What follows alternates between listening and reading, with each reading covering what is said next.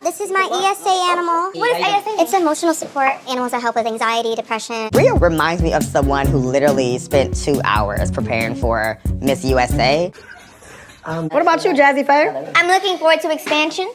Every year that we do this, it's for a purpose. It's not just to do it. Oh, we come to the Vineyard every year. Girl, bye. She's only been to the Vineyard twice. Whatever Black excellence means to each and every one of us. Really hate the expression Black excellence. Wow. Right. And it's part of the reason why I've been celibate for the last year. It's beautiful. It's something really magical and special about deciding to focus on yourself. Going without sex for a whole year? That's a no, dog. That's a no for me. Don't be shocked. You're shocked? You're shocked? I can totally see Jordan being the toxic friend. 2 a.m., 3 a.m., seems like whenever you're out late, it was like with Jordan. What's the problem with it? Or is it just she has a curfew? We just got some free drinks, and I'm like, you got what? Free drinks? Like, who's buying the drinks? It's exhausting. The idea that men need to be our knight in shining armor. Oh, she's taking it. I don't have a shackle to her to say stay out until 3 a.m. What's wrong with going outside, though? Boom! What's up, y'all? It's Brian Keith, and I'm back with another video. Today, we're going to talk about Summer House, Martha's Vineyard, episode 1, the season premiere. And so far, I really enjoy the show. Seeing African-American individuals that are successful in their fields and, coming together in friendship is something that I, enjoy because it's damn near my life. But I also like the fact that, it seemed like a real authentic friend group. You have the core, I say core 4, which is Silas, Jasmine, Preston, and Jordan. I think Shanice too, but we haven't seen her this episode, but I'm just gonna say the core 4. Everyone else that has come in is like friend by friend by friend by friend that came in, but they shading everybody. Everybody is doing what they gotta do, but I'm here for it. So y'all like, comment, subscribe. Let's get into the video. Let me check my shit real quick. Hotter than the fire coming out my flaming lips. You wanna play with me? You can't play in me. On the playground, bitch, you can't play with me. Got it, want it, securing the bag. Right. So the episode opens up with, we see the new marriedly coupled, the Coopers, Jasmine and Silas. They just got married. She talks about she just got engaged. She got engaged 6 months into the relationship, which is kind of funny to me, just because with Jasmine giving very much, Miss Proper, Miss, I'm married, so I'm gonna be doing wifey things. But you want to judge Bria. But ma'am, you basically did the same thing. Move fast. You got engaged 6 months. Just because Bria flew across the pond to Germany to live with her now boyfriend, I mean, you can judge it, but you did the same thing, just a little bit different. You just made a little bit heavier commitment, right? But so everybody, she's over here just basically explaining, the history behind Martha's Vineyard. It's in Massachusetts, and it's very established vacationing spot or living area for wealthy Black excellence, the elite of it's like what Potomac said about Potomac. It's just like very wealthy area for Black America, which I've never heard of Martha's Vineyard. I'll talk to my sister about it. This reminds me of my sister's friend group. She's definitely heard about Martha's Vineyard, so I'm just like, oh, I'm introduced to it, so it's just something that you never know. I might go take a visit, see what's going on in Martha's Vineyard. All right. So Preston shows up. He is an alpha. Silas is the alpha. They're line brothers. And, Preston's openly gay. And he's best friends with Silas, right? And he was like, we started off very rocky because, we didn't see eye to eye. And, we have different opinions and different ways of thinking. But, it is what it is. We're still cool. We're still brothers, period. Bria walks in next and she comes in like, hey, everybody, with her dog. This is my ESA animal. What is ESA? It's emotional support. Animals that help with anxiety, depression. Okay, we can support you through that. Everybody's like, okay, first of all, Why do you have a dog? like for me, if I go on vacation, I don't want to vacation, and this ain't no shade to no one. It's just that I don't want to vacation with kids. Since I don't have kids, I don't want to vacation with kids, nor do I want to vacation with a dog or an animal that somebody have to look after. And maybe I step in there, poop there, pee their hair. I don't want to do it. That's not a vacation for me. So I probably would have had a little issue with that. But Jasmine, she had an issue, but she didn't say anything in the moment. She was like, okay, we can, accommodate that. Nothing crazy. So Jasmine definitely, like I said, she's confused about the whole ESA dog, emotional support and this, that, and the third. she basically gives a backstory about Bria. I met Jordan and Shanice and Bria, and honestly, Shanice and Jordan and I hit it off. I haven't really gotten to know Bria. She said, you know, I'm not really close to Bria. Bria was invited by Shanice. I'm close to Shanice and Jordan. All four of us actually worked in New York at the Playboy Clubhouse. The Playboy Club. You know, in Jasmine's confessional, she just throws shade at Bria. And she's just like, you know, at the end of the day, I'm just confused because, you know, every day is a different man, this, that, and the third. And to me, I'm just like, so are you trying to call her a hoe? Because that's what it sounds like. It seems like you trying to call her a hoe and that she moved fast. But like I said before, how can you sit here and judge her when you damn near did the same thing, Jasmine? Jordan's on her way. She kicking with Shanice and they're on the phone. They talk about their niece. And they talk about, you know, Jasmine is very much Betty Crocker. She's very much, you know, Miss Modern Uppity Woman, Miss Bougie. So I can see it. Right. Alex and Nick, they walk in, they're very tall, they're very handsome. I'm just like, hold on. They're Kappas. My stepdad's a Kappa, so shout out to them. Silas and Preston, just like, you know, at the end of the day, we are alphas. We came first, so you know, they're our son. You're my son. Give me a Father's Day gift on Father's Day. I'm just like, okay. Alex, basically, they go into a backstory about, like, you know, who they are. So Alex, he doesn't drink alcohol. He's a vegan. He sings a little bit. We saw it later on in the episode when there was a hot tub. He is related to John Legend, which I heard it, right? So Nick talks about, you know, I was raised by a single mother. One thing about me is, you know, I'm into fashion. I have immaculate style. I would never wear the same thing twice. And, you know, his style gives me very much, you know, Kentucky Derby, Foxfield, Martha's Vineyard. So it gives me very much that. It gives me very much uppity, proper, preppy, you know, stuff like that. So then the man of the hour comes in, child, Amir. He's from Austin. He is black and Lebanese, and he fine, down. And you know, he walked into and he introduced himself to like Jordan, and Jordan's just like, oh my God, you know, me too, girl. So like I said, Jordan walks in and Silas has tension, this weird tension with her. She was like, yeah, you know, Jordan's just this party girl. And my wife, he was like, and Jasmine is married, so you know, you got this party girl and then you got a married woman. That don't make sense. And I'm just like, I'm confused because I'm like, so a married woman can't go out to have fun with her girlfriends? Yes, she might come back at 2 o'clock, but I'm trying to figure out what is, I don't get it. Y'all are newly married. Y'all are trying to set boundaries within your relationships. And Jasmine give me the type of girl that was like, if my husband says I can't do it, I can't do it. It gives me very much Portia Williams season 5 with the whole strip club situation. She was like, well, I don't want to go to strip club. I feel like Cordell gonna just feel like Cordell gonna think that it's just bad. I can't go to strip club. I gotta ask my husband first. Oh, Jordan and Amir, like I said, they see each other and sparks flew. Boom. And he's just like, dang. So Amir actually talked about, you know, we are all in the group chat. So, you know, I stalked Jordan's page and, you know, she fired. Like, yeah, I was automatically waiting for her because this girl looks good. So we hear a backstory about Jordan. Jordan, she lives in New York. She's a model, and she actually was a Playboy model. She was the 4th Black Playmate of the Year. So I guess that's a very accomplishment. Mariah comes in, and you know, out the gate, she gives me, I'm not the 1, the 2, or the 3. I'm just like, okay, Mariah looked like she would throw hands. So Alex, Nick, and Amir, they basically go to the side and they talk about, okay, well, who y'all interested in? And, you know, Jordan name gets brought up, and, you know, Amir is basically like, you know, I'm calling dibs on Jordan. That's mine. So it is what it is.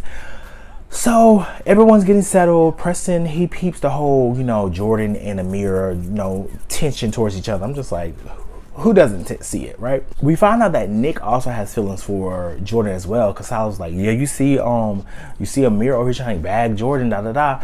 And he's like, I'm not worried. He was like, obviously I have feelings for Jordan, and, you know, I'm having interest for her, da. So Jordan basically tells us, so, you know, Nick has been in her DMs. He has blown up her likes. Trust me, from my sister, and then even from my own experience, when people over here like you, they follow you, and then all of a sudden you see on your notifications, you got like boom, boom, boom, boom, boom. They're like 25 pictures. You just like, what the? Like, for me, it's corny. I don't see how that is. Like, it's irritating because it's like, you blowing up my feed for what? Like, no. So Jordan feels the same way. She's like, he's sending me heart eyes, fire emojis. It's dead. No, thank you. So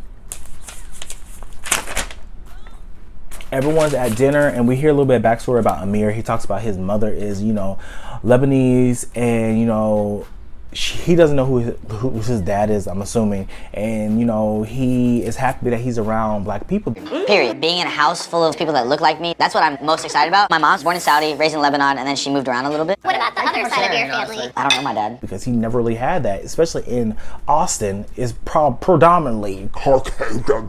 So, you know, him being here with amongst black people that are successful, like-minded, is something that he really likes and enjoys.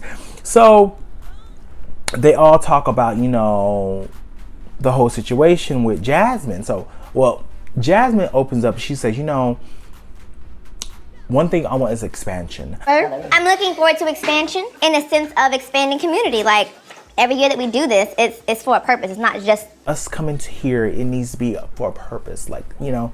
So Mariah clocks and she's just like, girl, this is your second time coming here, so you doing all this about coming back here, girl, but this is your second time coming here. Like, you really doing too much. Pump it. We come to the Vineyard every year. Nah, girl, bye. She's only been to the Vineyard twice. For me, like I said, Jordan gives me very much, you know, Miss America, impromptu. What do y'all think? Let's do this. Let's do that. Oh my God, how's your experience doing? She asks a lot of questions. She is trying to, you know, get the conversation going. I get what she's doing, but for everybody else, they see it. I feel like it's fake. Because it's like Jordan says later on in the episode, she's like, can we have a genuine conversation that is not contrived or, you know, over here impromptu? Like, just, girl, like, I felt the conversation they had about the whole going out late was a real conversation, right? So she brings up black excellence, and Preston's like, you know, at the end of the day, I hate the term black excellence. Black excellence means to each and every one of us. That's the expansion, like being rooted in something. I actually really hate the expression black excellence. I despise it. But I feel like for me, when he explained it, I was like, okay, I understand that. But I feel like it's not that he hates black excellence or the term of it. It's more so that he has a different viewpoint of what black excellence is. So I feel like he doesn't hate black excellence or the term of it. He just has a different viewpoint of it, and I respect it. So I feel like he shouldn't say that he hates it just because he explained his different viewpoint of it, right? For me, black excellence is like my mom, who barely graduated high school, had 3 kids by the age of 23. Preston basically says that he's an LGBTQ plus advocate, and he's gonna speak up, and people tell him, like, you know, you need to stop saying everything that comes to your mind. And he's like, you know what? It's funny because I don't say everything that comes to my mind, and you should be happy about it. So they all cheers, and as everyone's getting up, they go to the hot tub, and, you know, Jasmine tell Bria, you know, so are you, like, there's a lot of fine men here, girl, who you want? And Bria's like, girl, I already told you that I'm in a relationship, and I'm already talking to this man from Germany, so why you keep bringing it up? Like, it's over, stop. So, you know, Jasmine's like, oh, that's right, sorry, girl. So, you know, they're all in the hot tub, they play truth or dare, and they dare Amir to kiss a woman that, you know, he's interested in. So obviously he kissed Jordan, and Jordan's like, oh, She get in her confessional. She's like, okay, obviously you want to kiss me, duh. Look at me. Look at me. I'm that girl. Like, they want to kiss me. But she was like, at the end of the day, like, you want to kiss me and you want to do all this. She was like, dare them to ask me a question that they want to know about me. What do you want to know about me personally? And for me, I love that response that she had, because one, it shows that she's a confident woman. She knows what she looks like, period. And two, it shows that she has some type of sense and substance, right? Like, it's not all about the physical, or it's not all about, she wants people to actually get to know her for who she is. Because I guess being a model, like, you know, she probably been objectified and this and the third her whole career. And it's just like, it probably gets boring. Just like, girl, like, okay, I'm fine, I'm sexy, okay, now what else do you want to know? Like, you know. So Preston dares Mariah to give Nick a lap dance, and can we just say lackluster, girl? Like, girl, you gotta get that thing bouncing. Maybe it's the camera, maybe she's camera shy, I don't know, girl, but no ma'am. So it's the next morning, Silas is up. He basically is doing his work. He's like, you know, since we're here, I'm still gonna be working. I work from home. And he is Army Reserves, and he prides himself on being successful and, you know, taking care of his family. His family was refugees from Liberia, and he basically does not want to ever like let his parents down and he want to be an example. So I get that. Jasmine and Mariah, they talk about, you know, they were homeless in New York and they actually made it into a show. So they went into the sunroom to do screenwriting. As they go into the sunroom and sit down, they see dog hair everywhere and they're just like, Bria, come here. Bria. Yes. Can you come here with us? How would you feel if I showed up with, like, I don't know, a tiger? You're being insensitive about the dog. Come here. Bria comes in and she's just like, yeah, what's going on? She's like, girl, there's dog hair everywhere and I'm just trying to figure out what's going on with the dog. Bria's like, I just feel like you're being insensitive. This is my, you know, emotional support animal, so he's here for a reason. She was like, okay, that's fine, but you didn't even tell nobody he was coming. And Bria was like, okay, but you know, I did explain it to him when I got through in the house. This is my ESA animal. What is ESA? It's emotional support animals that help with anxiety. She did. Jasmine, you should have said something from the jump. Right. Jasmine was like, you know, I just feel disrespected. And at that point, Bria was just like, girl, I ain't got time. I'm not talking to you. She get up and walk off. This is my dog. This is my emotional support dog. First of all, I'm not talking to you. I respect what you're saying, and the dog is gonna be. I'm just like, where is the tension coming from? It literally happened so rapidly, and that just goes to show to me that, you know, they're building their friendship. They're not as close as all the other girls are, but yeah, it just goes crazy. Bria goes in the kitchen and asks Nick and Jordan, because they were in there. She was like, okay, do y'all have a problem with the dog? Yes or no? They're like, no, I don't think I have a problem. No, it's fine. So Bria's like, oh, that's what I thought. She basically walking off, just talking to herself. She's like, yeah, that's what I thought. She over here doing all this. I'm about to slap the out of her. I'm just like, ooh, girl, not slap. Bria talks to Simon and, you know, she talks about, yeah, you know, I'm so happy when you get here because they're over here trying me, talk about the dog and just being so disrespectful. And I'm just like, when he get here? And I'm just like, okay, Bria, you seem very inconsiderate sometimes just because it seems like you know you're bringing an animal, but you don't say nothing to the host. You know that your boyfriend is coming, but you don't say nothing. Like for me, I'm the type of person where when I'm going on vacation and somebody comes into my, like, let's say hotel, rental home, Airbnb, whatever, comes into it without me knowing, it's like, it feels like an invasion of privacy because this is like my temporary sanctuary, my place to relax. And then you bring somebody in without my knowing, it would kind of piss me off. 'Cause I'm just like, it just feels like, what, like you could have gave me a heads up, right? So, you know, Amir and Alex are outside throwing the football and Jordan comes out and they all talk about, you know, dating. She's like, you know, I'm very picky because, you know, a lot of people look at my physical and don't really get to know me for who I am. Like, this is cool to you, or like you actually want to get to know me? Right. And it's part of the reason why I've been celibate for the last year. And she's like, and that's the reason why I'm celibate. Amir was like, celibate. So, you know, Alex, he goes like, that's a beautiful thing. Oh my God, Black Queen, I love you. Da, da, da, da, da, da. All of this, right? Something really magical and special about deciding to focus on yourself. But Amir was just like, no ma'am, a year without sex, no. Without sex for a whole year? That's a no, dog. That's a no for me. I ain't for it. And, you know, at the end of the day, I respect both perspectives because at the end of the day, if Alex seems like he said he went through it, he has personal ties to it, so he knows what it is to, you know, actually put yourself first, not bring someone else into your, you know, intimate settings, stuff like that. In the mirror, like, he just being real, like, you know, I can't go without sex for a year. That's just facts. So I respect both perspectives, but they're two different type of men though. So to learn about a little bit about the history about Martha's Vineyard, right on the drive. So Oaks Bluffs opened up the first inn for Black people in Martha's Vineyard, and the first Black beach was Inkwell's Beach. So I think that was really good. And to hear that Obama, President Obama, Vice President Harris, Spike Lee has a house in Martha's Vineyard, it just reiterates the Black excellence that is there, right? So Silas brings up his whole reservations towards you know, Jordan. It'd be 2 in the morning and her and Jordan would be out. And I'm just like, I can totally see Jordan being the toxic friend. What? Her basically living in the nightlife, having fun with her girls. And Alex made it on like a shady little comment. He was like, yeah, you know, Jordan's the toxic friend. And Jordan's like, toxic? He was like, I'm just joking. But that segued into, you know, Silas making a little bit more digs, and he's just like, you know, at the end of the day, Jasmine staying out late, people buying her drinks, and you know, it's just kind of weird. One night I called and he was like, oh babe, we just got some free drinks. And I'm like, you got what? Free drinks? Like, who's buying the drinks? And I think that was a very fair question.